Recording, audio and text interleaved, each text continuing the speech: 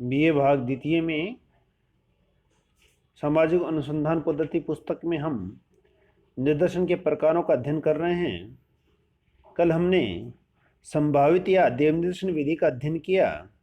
आज हम असंभावित निदर्शन विधि का अध्ययन करेंगे। असंभावित निदर्शन संभावित निदर्शन के विपरीत होते हैं। इसमें संभावना एवं संयोग का कोई महत्व नहीं होता, इसीलिए इसे असंभावित निदर्शन कहते हैं। इसमें निदर्शन की इकाइयों का चयन अनुसंधानकर्ता की इच्छा पर निर्भर करता है। इसमें न तो प्रत्येक इकाई के निदर्शन में सम्मिलित होने और न ही उसके चुने जाने की संभावनाएं होती हैं। इसमें तो अध्ययनकर्ता उन इकाइयों का चुनाव करता है जो अध्ययनकर्ता के विषय या समस्या के उद्देश्यों एवं सुविधाओं के अनुरूप हो। इसके प्रमुख प्रकारों में उद्देश्यपूर्ण निदर्शन, सुविधापूर्ण निदर्शन, स्वयं चयनित निदर्शन एवं निर्देशांक या अभ्यस्त निदर्शन आदि प्रमुख हैं। असंभावित निदर्शन का प्रमुख प्रकार है उद्देश्यपूर्ण या सहविचार निदर्शन विधि। जब अनुसंधानकर्ता जानबूझकर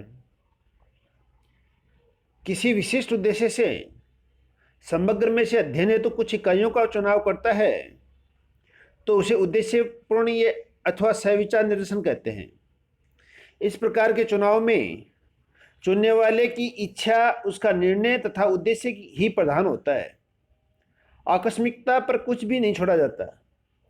इस विधि का मुख्य आधार यह है कि अनुसंधानकर्ता पहले से ही समग्र की इकाइयों के बारे में जानकारी रखता है। सहविचार निर्देशन की विधियां, विशेषताएं।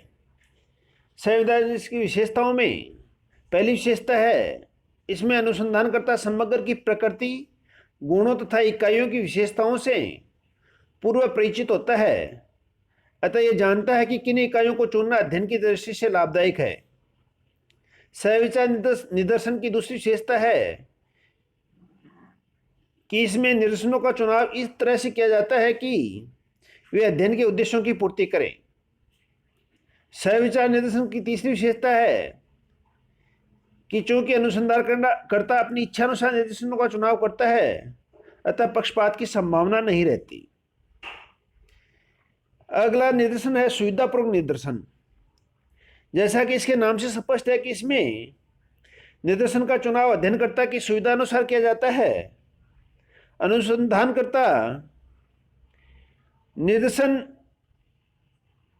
का चुनाव करने से पूर्व समग्र धन श्रम इकाइयों से संपर्क करने की सुविधा, स्रोत सूची की उपलब्धता आदि बातों को ध्यान में रखता है। इसे अनियमित, आकस्मिक, अवसरवादी तथा लापरवाहीपूर्ण निर्देशन भी कहते हैं। इस विधि में अवैज्ञानिक एवं पक्षपातपूर्ण होते हुए भी कई बार अध्ययन हेतु इसका प्रयोग किया जाता है। इस विधि का प्रयोग तब किया जाता है जब समग्र पूर्णतः स्पष्ट न हो, जब निदर्शन की इकाइयां स्पष्ट न हो तथा जब स्रोत सूची अपर्याप्त हो। यह विधि सरल, कम खर्च वाली, गहन अध्ययन एवं यथार्थ निदर्शन की संभावना से युक्त होती है। असंभावित निदर्शन की तीसरा प्रकार है स्वयं चयनित निर्वाचित निदर्शन। कई बार निदर्शन का चुनाव नहीं किया जाता, वर्ण संबंधित व्यक्ति स्वयं ही निदर्शन में सम्मिलित होने का प्रस्ताव करता है, इसलिए ही इसे स्वयं चयनित निदर्शन कहते हैं। उदाहरण के लिए, कोई साबुन कंपनी यह जानना चाहती है कि उसके साबुन को कितने लोगों ने पसंद किया है, तो रेडियो, टेलीविजन एवं समाचार पत्रों द्वारा इसकी घोषणा करवा दी जाती है कि लोग अमुक साबुन के बारे में अपनी राय अमुक पते पर भेजें।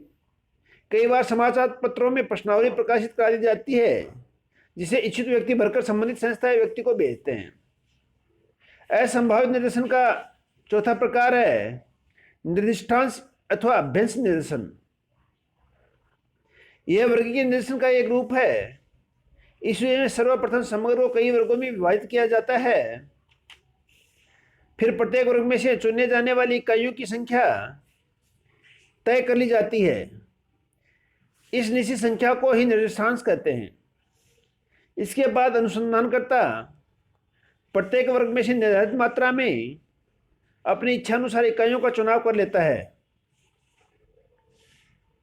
जोधा कुक के अनुसार निर्दिष्टांश निर्देशन का प्राथमिक लक्ष्य ऐसा निर्देशन का चयन करना है जो ऐसे समग्र का लघु रूप है जिसका सामान्यीकरण किया जाता है।